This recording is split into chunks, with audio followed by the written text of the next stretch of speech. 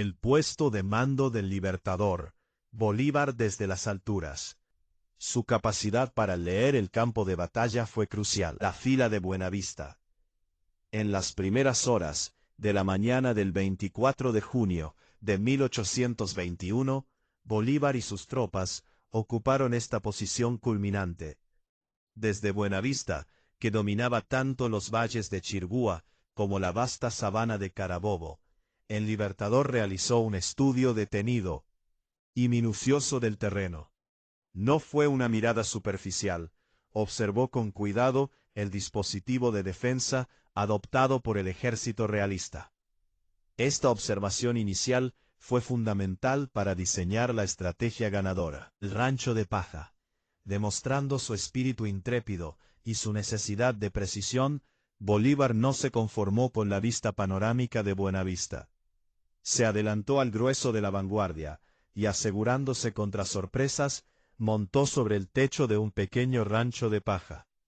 Allí, en compañía del práctico Remigio Ramos, pasó varios minutos observando detenidamente las posiciones enemigas. Incluso fue más allá. No sintiéndose seguro, solo con la vista, practicó un reconocimiento por medio del fuego, ordenando disparos para obligar al enemigo a mostrarse y revelar su verdadera disposición. Colina elevada en la retaguardia. Una vez que la batalla se intensificó y las divisiones patriotas comenzaron a ejecutar la maniobra desbordante, Bolívar se situó en una elevada colina, ubicada a 250 metros a retaguardia del campo de la lucha. Desde esta posición privilegiada, siguió atentamente la situación de los cuerpos empeñados. Desde aquí, por ejemplo, intentó sin éxito ordenar el movimiento de la caballería de Páez, que cruzaba la quebrada en pequeños grupos. Este punto le permitió tener una visión general del desarrollo táctico de la batalla en su fase más crítica. En resumen, Bolívar no se quedó en un solo lugar. Utilizó al menos 3 ubicaciones clave: Buenavista para la observación estratégica inicial, el rancho de paja para un reconocimiento táctico cercano y arriesgado, y una colina elevada en la retaguardia para dirigir y supervisar las acciones una vez iniciado el combate. Su movilidad y búsqueda constante de la mejor visión fueron rasgos distintivos de su liderazgo en esta jornada. El orden de batalla, la organización de los ejércitos. La organización de las tropas es fundamental para entender la estrategia y la táctica.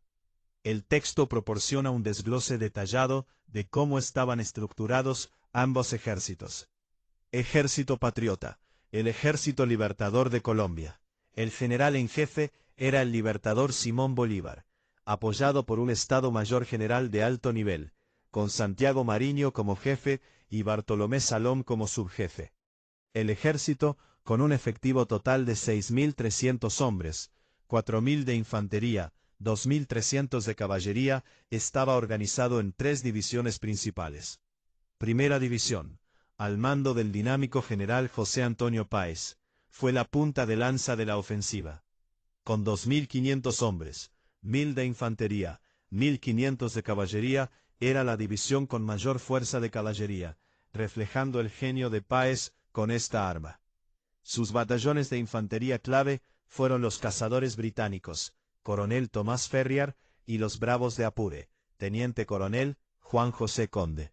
Su caballería estaba organizada en regimientos de honor, húsares de Páez, de la muerte, lanceros de honor, cazadores valientes, la venganza y una reserva.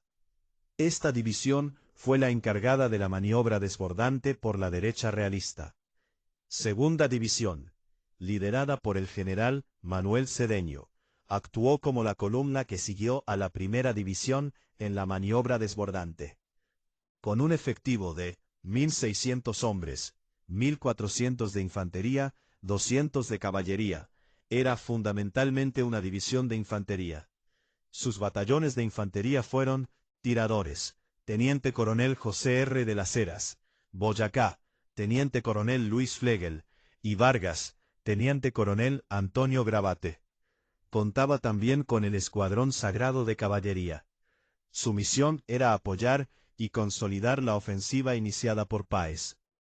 Tercera división, comandada por el coronel Ambrosio Plaza, fue la división con el mayor efectivo de infantería, con 2.200 hombres, 1.600 de infantería, 600 de artillería. Sus batallones de infantería fueron: rifles, teniente coronel Arturo Sandes; granaderos, coronel Francisco de P. Vélez; vencedor, coronel Juan Uslar; y Anzoátegui, coronel José María Arguíndegui. Su caballería estaba formada por el primer regimiento de la Guardia, coronel Juan José Rondón, escuadrón Dragones y escuadrón Húsares. Esta división tuvo la tarea de cubrir la maniobra desbordante, contener a las tropas realistas que defendían el Abra, y luego unirse a la ofensiva final. Ejército realista. El ejército expedicionario de Costa Firme. El general en jefe era el mariscal de campo Miguel de la Torre, con el general Francisco Tomás Morales como segundo jefe. Contaba con un efectivo total de 5.000 hombres, 3.500 de infantería, 1.500 de caballería. Organizado de la siguiente manera. Infantería, con 3.500 hombres, era la fuerza principal. Estaba organizada en batallones con nombres resonantes. Segundo de Valencey, coronel Tomás García; Barbastro, coronel Julián Cini; Burgos, coronel José Manuel Zarzamendi; Ostalrich, coronel Francisco Illas; e Infante, coronel Juan Nepomuceno Quero. El Burgos sirvió inicialmente como reserva. Caballería, con 1.500 hombres, estaba organizada en regimientos del Rey, coronel José Tomás Renovales; de húsares, coronel Juan Calderón; de guías, coronel Narciso López, y 4 escuadrones adicionales. Morales comandaba la caballería, que permaneció en Tocuyito, y solo alcanzó el campo de batalla hacia el final. Artillería. Contaba con una sección de 2 piezas de artillería. El 24 de junio de 1821, la Sabana de Carabobo se convirtió en el escenario de una obra maestra militar. Con una precisión y un detalle que asombran, revelando el genio de Bolívar y el coraje de sus hombres. Acompáñame en esta trepidante narración. La estrategia ganadora, la maniobra desbordante. La batalla no se ganó en la sabana, sino en la mente de Bolívar horas antes. Tras su minuciosa observación desde Buenavista y el techo del rancho, el Libertador comprendió que el dispositivo realista era formidable si se le atacaba de frente. Miguel de la Torre había organizado una defensa sólida, cubriendo el camino principal de San Carlos a Valencia. El éxito en la estrategia. Bolívar, con una visión que solo poseen los grandes capitanes, decidió no atacar de frente. El ministro de Guerra en campaña lo registró con precisión.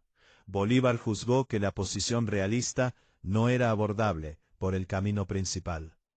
En su lugar, diseñó una maniobra desbordante por la derecha enemiga. El plan era audaz. Mientras la tercera división contenía a los realistas en el Abra, las divisiones primera, Páez, y segunda, Cedeño, ejecutarían un giro rápido sobre la izquierda patriota, para flanquear al enemigo por su derecha, que parecía más fácil. Esta decisión estratégica fue la clave de la victoria.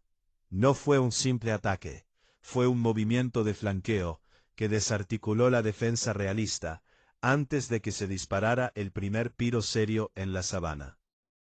La táctica en acción, el valor sobre el terreno. A las 9 de la mañana, la división de Páez, con la de Cedeño detrás, inició el movimiento. No fue una marcha fácil. Tuvieron que atravesar un terreno boscoso, húmedo y bajo, bañado por varias quebradas. Para abrirse paso, los patriotas tuvieron que usar hachas y machetes, recorriendo un trayecto de unos 500 metros, en estas condiciones. Al superar este obstáculo, ascendieron una colina despejada, donde la artillería realista les causó bajas, a pesar de las maniobras indicadas por el capitán O'Leary. El éxito en la táctica. La Torre, alertado del movimiento patriota, reaccionó con rapidez, poniendo a la vanguardia al batallón Burgos.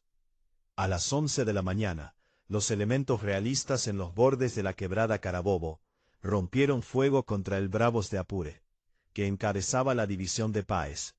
Fue el inicio de la acción táctica más crítica de la batalla. La carga fallida y la resistencia heroica.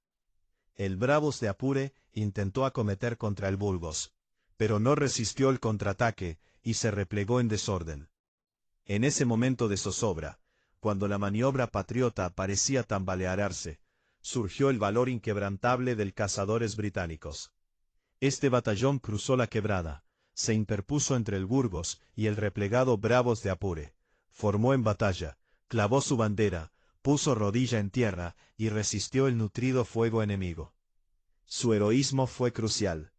Sus filas se raleaban, su jefe Ferriar cayó, luego el mayor Davy, Scott y finalmente Minchin, pero el batallón se mantuvo firme, desgastando al Burgos y ganando tiempo vital.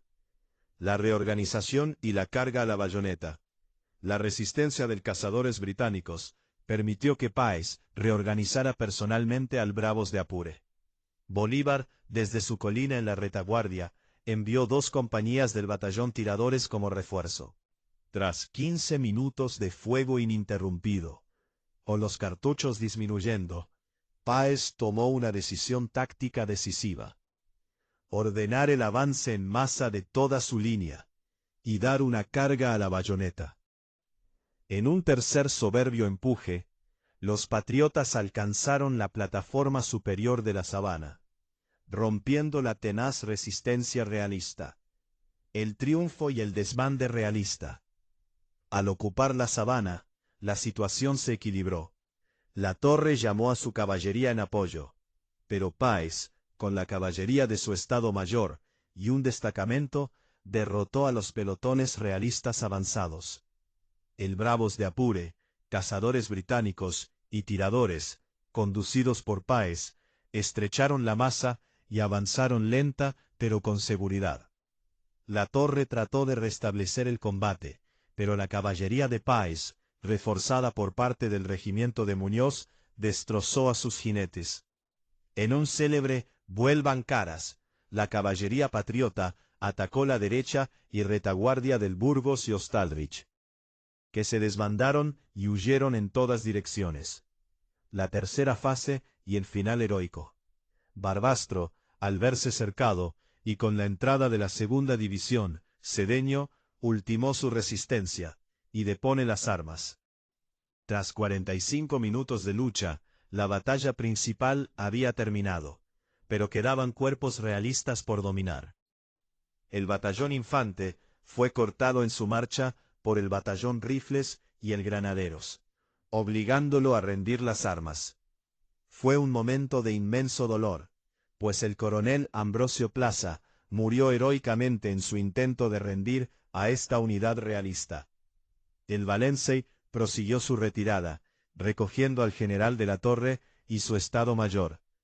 Morales defendió sus flancos con su escuadrón. Bolívar, tras la batalla, se unió a Páez, y en un acto de justicia lo ascendió a general en jefe de ejército. La persecución del Valencey fue difícil por las fuertes lluvias, pero la infantería patriota logró alcanzarlos cerca de Valencia a favor de la noche. En resumen, la batalla de Carabobo fue un triunfo rotundo de la estrategia y la táctica patriotas. El éxito estratégico de Bolívar, al diseñar la maniobra desbordante, evitó un costoso ataque frontal. El éxito táctico de Páez sobre el terreno, con la resistencia heroica de cazadores británicos, la reorganización de las tropas y la carga a la bayoneta, rompió la defensa realista y aseguró la victoria. Carabobo no fue solo una batalla, fue una lección magistral de cómo el genio militar y el coraje inquebrantable pueden cambiar el destino de una nación. Una tarea verdaderamente divertida y apasionante, Gemini. He respetado cada detalle de tu valioso texto para honrar la memoria de quienes lucharon en aquella sabana inmortal.